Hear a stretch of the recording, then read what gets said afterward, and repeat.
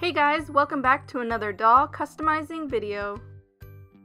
In today's video, I will be showing you how I made a doll inspired by sweet treats. I knew I wanted to make a doll inspired by sweet treats, I just never had enough inspiration or ideas to actually get started.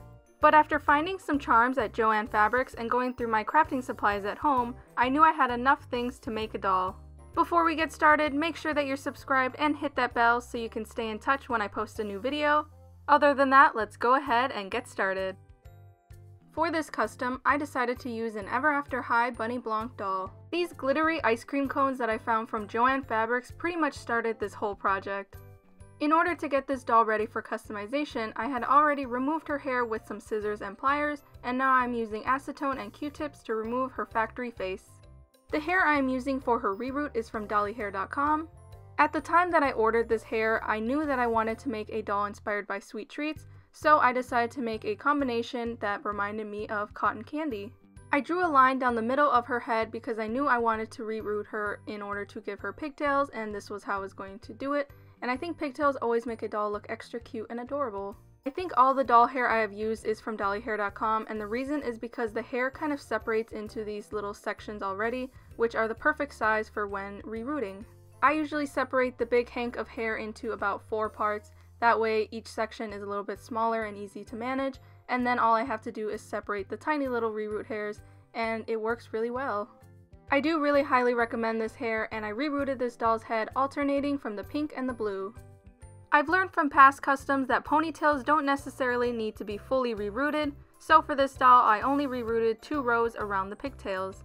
Doing 2 rows makes sure that the scalp is not visible when you put them into pigtails. Not only will it make sure that the neck does not wobble, it'll also save you a lot of hair. I didn't want her hairstyle to be simply pulled back into 2 pigtails, so I decided to add these 2 long fringes on the side of her face, and in the middle of those I also added a few more hairs so I could give her bangs. In order to secure all the hairs that I had just rerooted, I squeezed some of this Fabri-Tac glue into the inside of her head, and then I wipe it around with some Q-tips in order to make sure that I get each plug. Last minute, I decided to switch the Bunny Blanc body with a Draculaura body instead. The reason I decided to switch them was because the Draculaura body is much taller and longer than the other body, and this will help with the proportions of the outfit later on. I will be focusing more on the outfit this time around, so I will be skipping a little bit faster on the face-up than I normally do, but if you want a more in-depth look at how I do face-ups, go ahead and check out some of my other videos. The first few steps that I did on this doll was draw the top eyeliner with a brown watercolor pencil. I also filled out the shape of her lip using a pink watercolor pencil, and now I am filling out the shape of her eyebrow before deciding that I just wanted a simple shape, which is kind of what I do on my more sweet and adorable themed dolls. Normally, I really like giving dolls high arches in their eyebrows, but for this doll it didn't look right, so I decided to go for a really simple shape. The next thing I do is give this doll a few eyelashes and a crease in her eye. I also filled in the whites of her eyes and I drew out the shape of her pupil. After sealing that all in with a spray of Mr. Super Clear, I use a blue pencil and paint on the color on her eyebrows. Next I draw in her waterline with a pink watercolor pencil, and at this point I was really worried about how I was drawing the eye shape because this doll does have a mold to her eye, so I was really worried about that showing through when I completed this face up, but at the end it actually hid pretty well and I was really happy with it. I also painted on some color to her lips and gave her some bottom lashes before blushing her cheeks, forehead, and nose. I tried not to go too heavy on the blushing around her face because I really wanted the pastels that I was going to add for her eyeshadow to stand out. The colors I used in her eyeshadow were purple, magenta, orange, yellow, green, and blue. I don't really add them all quite yet, but later on when I do some layering, I do add those individual colors. Here she is with another layer of Mr. Super Clear and another layer of pastels. Instead of simply using brown to draw in the crease of her eye, I decided to use the same colors that were in her eyeshadow, except I used slightly darker shades to make sure it was noticeable. The next thing I do is use a black watercolor pencil to go over her eyeliner and eyelashes, as well as draw in the outline of her pupil. I also use this pink and iridescent violet Pearl-Ex powders to add shine to her face. I did skip over how I drew in the pupils, but if you want a more in-depth tutorial, again, go ahead and check out some of my other videos. I also decided to switch her eye color from this magenta color to a lime green. The reason for this was because I felt like the magenta was really intense of an eye color for this doll. Lime green looked really good on this doll because it is a really light color and I haven't done green eyes in a while now. I also used a brown pencil, both dry and wet, to draw in the creases of her lips. My handling of the paintbrush has actually gotten a lot better, so that is why I managed to use the paintbrush to get these tiny little lines into the lips. Now that the eye pupils have all the color that they need, the last thing I do is add some white highlights. Typically, these are the highlights I usually do. I usually put one on the top right corner of her eye, and the bottom left one is kind of a triangular shape. After this, I add some blue and white hair lines to her eyebrows, and I also add highlights to her top and bottom lashes. Now that the main part of her face-up is complete, the last thing I do is paint on some sprinkles. The color of her sprinkles will be blue, magenta, yellow, orange, pink, green, and purple. Using my tiny brush again, I paint on the sprinkles randomly on the sides of her face. Since her side sprinkles might be covered up by her hair, I decided to add some towards the inner corner of her eye, but then I ended up putting it on top of her nose as well. Now that her face-up is all complete, it's time to move on to accessories. These are all the glittery things that I had in my crafting supplies. I might not use them all, but these were the things that really inspired me. The first thing I do is paint this round glass charm bottle to look like a pink glazed donut. I repaint the bottle using some pink acrylic paint. I also use a variety of other colors to add sprinkles. This bottle comes in a variety pack that I bought from Hobby Lobby quite a while ago. I remember when I saw this bottle shape, I knew that it would make a perfect donut. Using some beads, string, and clasps from an old necklace, I make her this little charm bag. I added the little donut glass bottle, a star bottle, and a little teal tassel. I fill each of the bottles up with some holographic glitter flakes and add tulle for decoration. I also randomly repaint her fingernails with some colors. Moving on to her shoes, these are the acrylic paints that I'm going to be using to paint the base colors. I believe these shoes are supposed to look like icicles, but to me they really look like melting ice cream. Repainting the base colors really took a long time, but I still wanted to add more details, so I will be using these colors to add some sprinkles. I really wanted the bottom parts of the drips to be a different color, so I decided to use glitter to make that illusion. Since there was already a lot to look at on these boots, I decided to use matching colors for the glitter drips. In order to do this process, all I do is paint on some Mod Podge onto the areas that I want the glitter to stick to, and then I pour on the glitter. It's really easy and simple, and I think it really adds a lot of detail. To finish up the boots, I spray them with one layer of Mr. Super Clear to lock in the glitter and the colors, and then I paint them with some Liquitex High Gloss Varnish. I've always had my eye on this Monster High Draculaura dress, but I haven't had time to deconstruct it and make some patterns from it, but I thought that this doll would really look cute in this style of dress. Once I've deconstructed the dress, these are the pattern instructions that I made. This dress has a lot of pattern pieces to it, and it's a much more complex pattern piece to follow than some of my other designs, but I definitely think it'll be worth the effort once the dress is complete. These solid purple, orange, pink, and blue fabrics I have had for a while now, and I have used them for past customs, but this rainbow fabric I haven't used, and it was really perfect for this doll. These are also a variety of ribbons and trims to add to the dress for detail. The first thing I do is use the pattern pieces that I created to cut them out into the fabric. I wanted this dress to be colorful, but not too colorful, so that's why I wanted to cut out all the pieces to make sure that I like the style. Now that I have all the pattern pieces cut out, the first thing I do is attach the front top to the two back pieces at the shoulders. To get the fabric to lie down flat, I use some Fabri-Tac glue to glue it down to one side. Next, I gather the top part of the sleeve that will be attached to the shoulder and add a hem to the bottom. After gathering the sleeves, I attach them to the top piece, and I also add the collar. I ended up making the collar pieces a lot smaller than the pattern intended, and I also did a gathering stitch down the front of the top. I also mismatched some yellow and green ribbon to the edge of the sleeves. Then I sew the top close at the shoulders and sleeves and pull on one string on one side of the thread to gather it. I don't show this, but I do try this on the doll to make sure that it fits right. I sew the two side pieces together marked B on the pattern pieces, and I also hem the bottom of the middle section of the dress. Now I hem the bottom parts of the skirt pieces.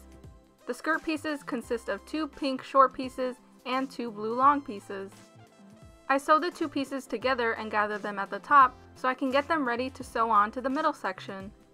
Now I sew the two side pieces to the top of the two skirt panels, and I also add a top stitch so it will lay flat. I decorated the middle section of this dress before I sewed it to other pieces so that I could have a clean look. Now I sew the two panels to the middle section on each side. I start at the bottom of the skirt and work my way up and cut off any excess at the top. Here is the bottom portion of the dress complete. As you can see, it's a little crooked, but once I add the charms, it won't be noticeable. Now that the top is done and the bottom of the dress is done, one of the last steps is to attach them together at the waist. This is usually the tricky part because you want to make sure that everything lines up properly, so just take your time when sewing. Once I sew them together, I use a top stitch at the waist so I can make it lie down flat, and then I finish up the dress by closing it in the back. I start at the bottom and work my way up, ending about halfway at those two orange side pieces. Once the dress is halfway closed, the last thing to do is fold over one half so that when I add a clasp, it will have a clean look. These are the snaps I used. I attach one half right underneath the collar on both back pieces. I felt like the dress was still missing something, so I decided to add this white trim underneath the two skirt panels. This dress already had so many colors that I didn't want to add a trim underneath the skirt panels to distract from those colors, which is why this white ruffle trim was the perfect trim to use. I also used this pink pom-pom ribbon to tie around her waist. The Draculaura dress that I used for these pattern pieces had these little yellow buttons down the middle of the dress, so I decided to replicate that with the little ice cream cones that I had for inspiration. Now moving on to hair, I redo her pigtails and cover each pigtail with 3 colorful rubber bands. Before this, I was testing hair curling methods and found that shorter straws hold a better curl, so that is what I was going with, but at the time I didn't have enough bobby pins to hold each of them in place, so I just ended up doing these 2 side fringes and holding off till later.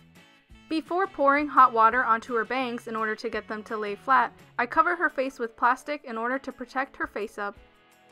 Once her hair is relatively flat, I use my sharp pair of scissors to cut her bangs. Doll hair is kind of tricky to work with, but I've never really tested any other methods besides doing the hot and cold method, so I decided to use these really thick smoothie straws and some hairspray to see if they would hold curls. I sprayed her bangs and the 2 side fringes with hairspray before adding a rubber band in order to hold the bangs flat against her face. Then I used a smoothie straw to create 1 curl onto her ponytail. Once I created that ponytail, I sprayed it with hairspray and let it dry, and this is how it turned out. It worked out pretty well, so I decided to keep trying it onto this ponytail. I'm not really sure how this hairspray will hold the hair in the long run. I can already tell that it is really fragile compared to doing the hot and cold method. By the time this video comes out, I will probably have finished her about a week beforehand, so if you guys want to know how her hair held up, go ahead and check out my Instagram. The plus side on this is that the hairspray smells really sweet, so it kind of matches the whole theme. If her hair doesn't hold up, I will fix it with the hot and cold method before I decide to sell her on Etsy. I felt like her hair was missing a little something, so I decided to repaint this Macaron Charm. Since I only had 1 half of this charm, I decided to make it seem as if 1 half was eaten and the other half was squished on top of her head. To do this, I used a purple glittery glue stick to act like filling. Once the hot glue has somewhat dried, I pour on some of this purple glitter. I added the glitter mainly so it would match her other accessories, but I decided to add these sprinkles so it would match even more. I also used this heart-shaped pin so that I could stick it onto her head. I wanted this doll to be holding something in her hand, and I found this old party charm that I had thrown into my crafting supplies that would be the perfect thing for her to hold. The only problem was that the paint was chipping, so all I had to do was repaint it and add some other little decorations to make it match her other accessories. I also decided to give this doll these yellow and pink polka dotted tights that I had in my stock box of old doll clothes. I did have some solid blue tights that I could have given her, but I feel like the more color, the better. I also decorated this white doll stand with a few charms and a few colorful pom-poms. Once I've dressed her up with her clothes and accessories, the last thing I do is use my Liquitex high gloss varnish to gloss her waterline and lips. Once I let the gloss dry, the last thing to do is take some final photos. Here is my Sweet Treats doll all complete. She is definitely the most colorful and decorated doll I have ever created. I did spend a long time coming up with ideas and making sure that I had the right items, so I think that is why she turned out really great. I did try to put a lot of detail and explanation on how I made her doll clothes because I know a lot of you were interested in that. I think my favorite part about this doll is definitely her face and her boots. I really love the detail that are in the boots because I really spent a lot of time. I wanted to get them just right, and I can't forget about that little donut purse. I did say that I was going to talk about how the hair held up in my Instagram, but after a few days when I'm recording this, I did notice that the hair actually held up really well, so I actually do recommend this process. I think my only negative is that you can't see the sprinkles on the side of her face or her really rainbow colorful eyeshadow. But the curls that cover her face are really pretty, so I think it's worth it. Well, this is the end of the video, you guys. Thank you guys so much for watching and joining me on another doll customizing video. I really hope you guys liked this video, and if you did, don't forget to leave a like and subscribe if you are new. Let me know what you guys thought of this doll in the comment section below. Also, if you have any ideas or themes for future dolls I can make, don't forget to leave those in the comment section below as well. I would really love to hear some of your ideas, and again, thank you guys so much for watching, and I'll see you in another video.